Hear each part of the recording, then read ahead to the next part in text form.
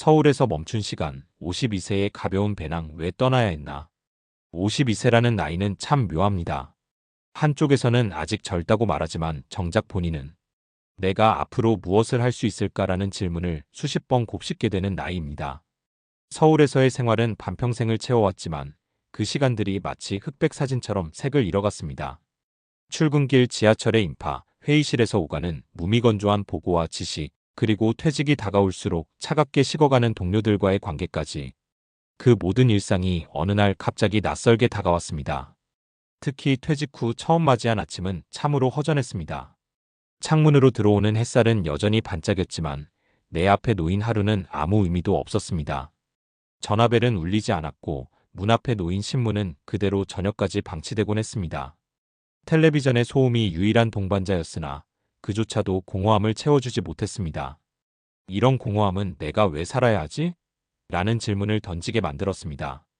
돈은 있었지만 그 돈을 어디에 쓰며 살아야 할지 감이 오지 않았습니다. 혼자 끓여 먹는 라면은 맛이 없었고 아무와도 나누지 못하는 저녁 식탁은 그저 씁쓸할 뿐이었습니다. 바로 그때 인터넷에서 우연히 작은 일본 소도시의 사진을 보게 되었습니다. 눈 덮인 골목길과 아담한 여관, 하얀 김이 피어나는 온천 마을의 풍경이 묘하게 마음을 흔들었습니다.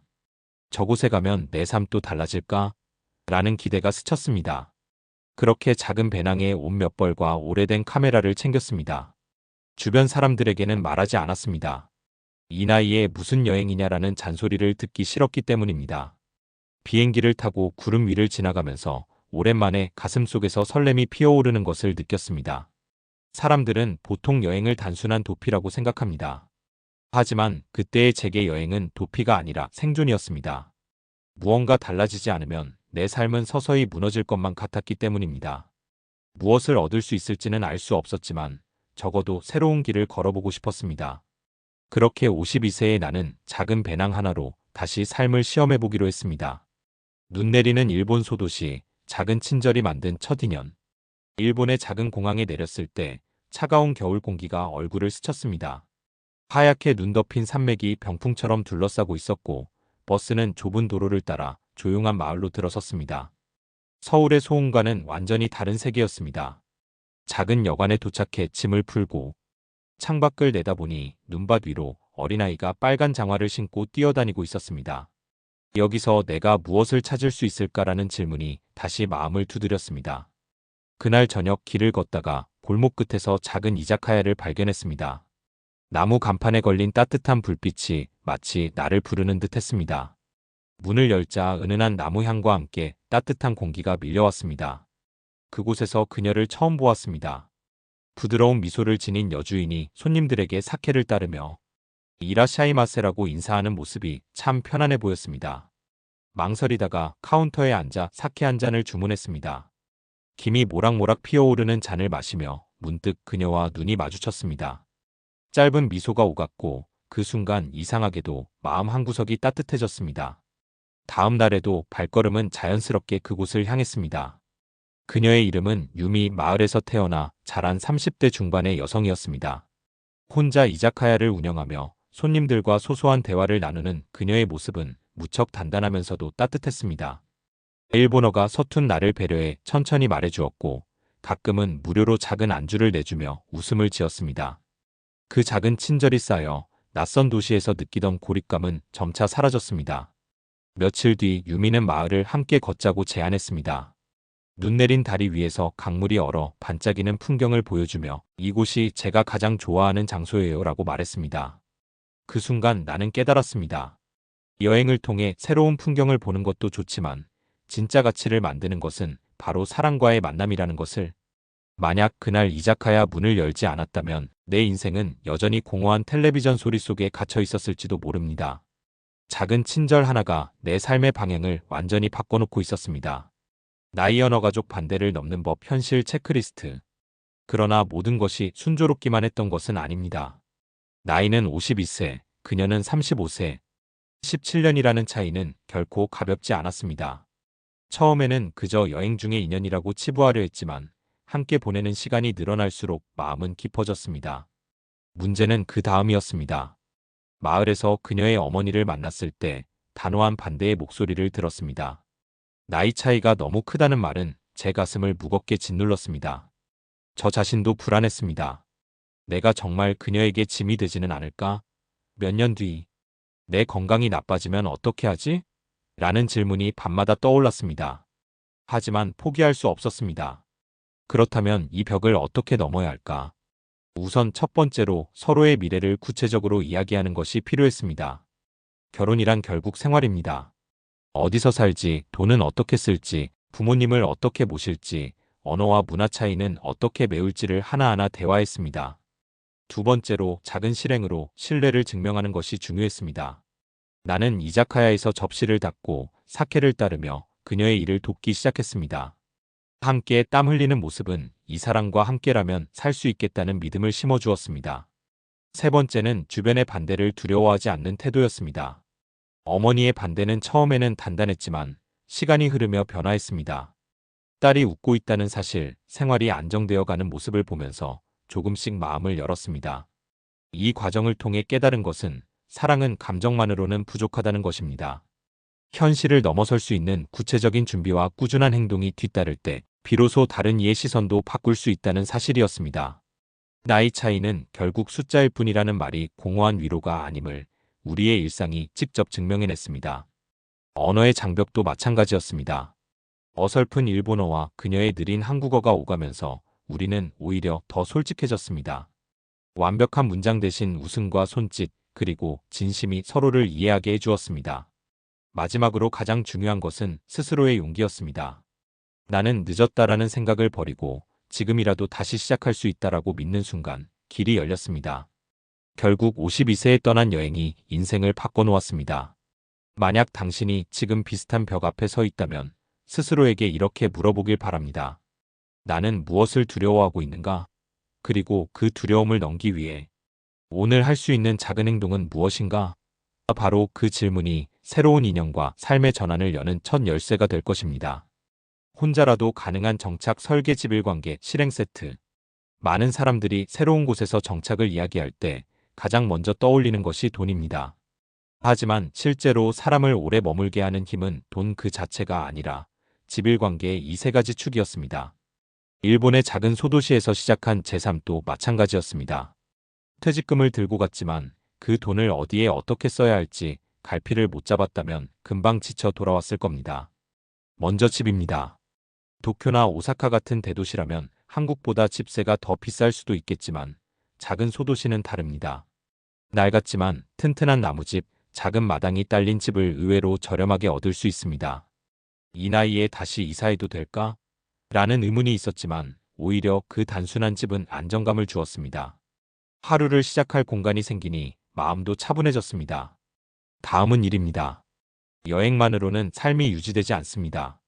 작은 마을에서 외국인으로 살려면 어떤 식으로든 기여가 필요합니다.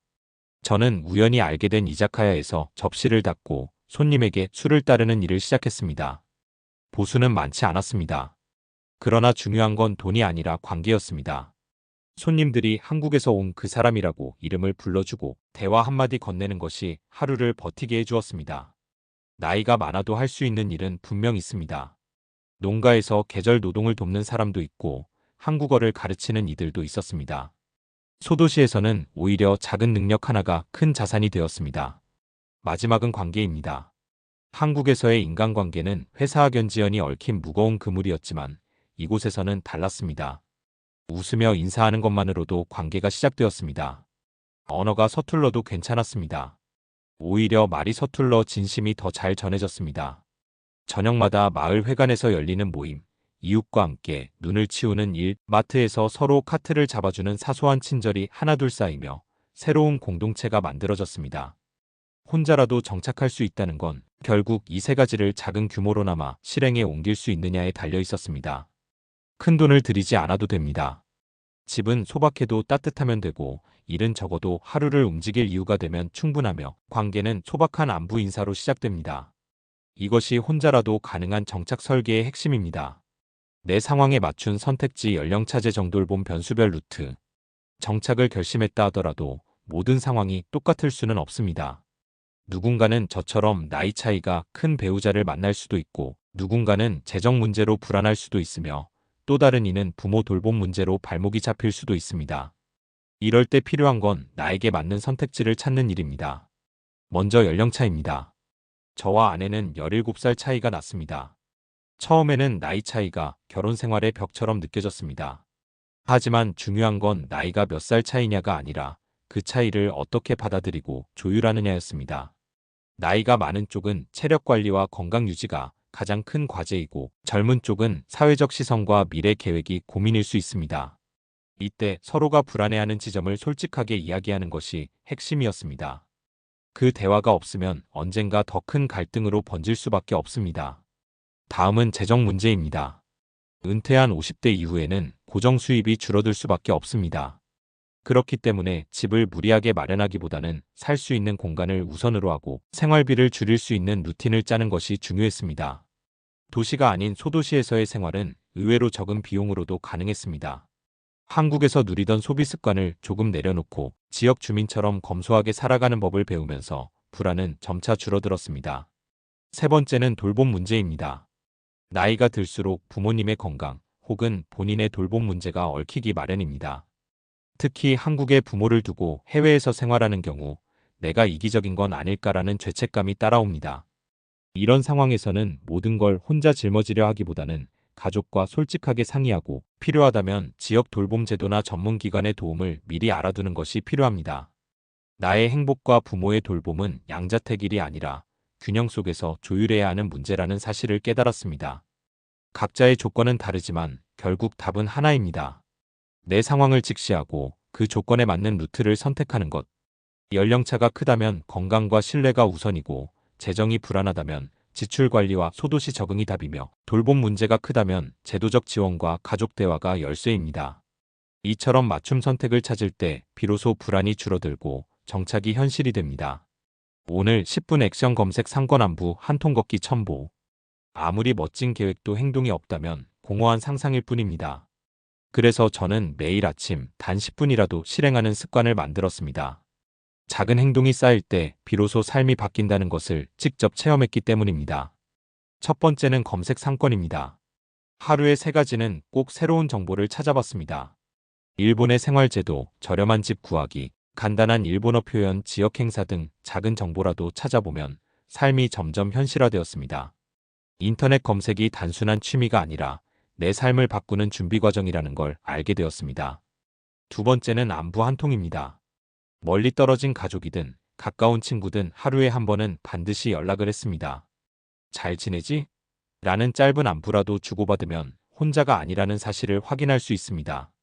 특히 나이가 들수록 인간관계는 좁아지고 줄어드는데 꾸준히 안부를 전하는 습관은 관계를 유지하는 가장 강력한 도구가 되었습니다. 세 번째는 걷기 첨보입니다.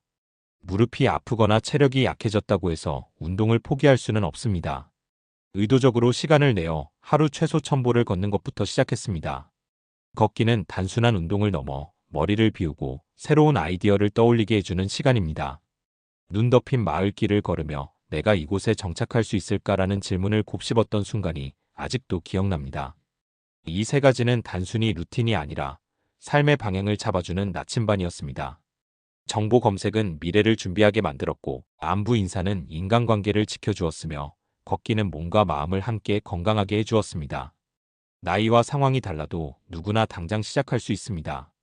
중요한 건 거창한 결심이 아니라 오늘 당장 할 수 있는 작은 행동을 꾸준히 이어가는 것입니다.